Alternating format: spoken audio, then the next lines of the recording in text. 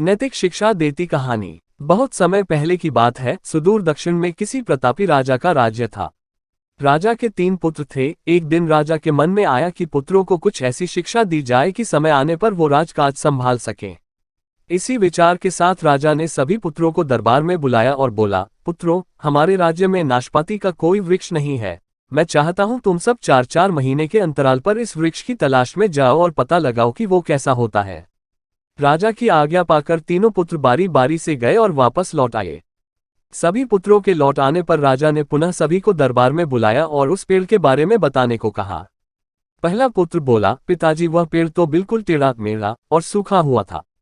नहीं नहीं, वो तो बिल्कुल हरा भरा था, लेकिन शायद उसमें कुछ कमी थी क्योंकि उस पर एक भी फल नहीं लगा था। दूसरे पुत्र ने पहले को बीच में ही रोकते हुए कहा।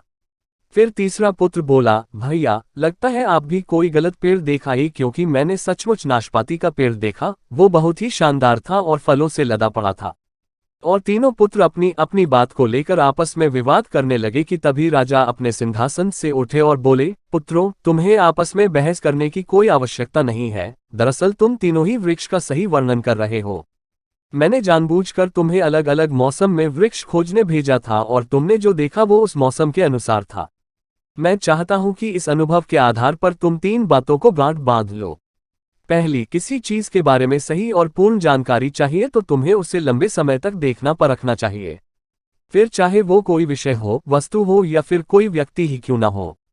दूसरी, हर मौसम एक सा नहीं होता। जिस प्रकार वृक्ष मौसम के अनुसार सूखता, हरा भरा या फलों से लदा रहता है, उसी प्रकार मनुष्य के जीवन में भी उतार चढ़ाव आते रहते हैं। अतः अगर तुम कभी भी बुरे दौर से गुजर रहे हो तो अपनी हिम्मत और धैर्य बनाए रखो, समय अवश्य बदलता है।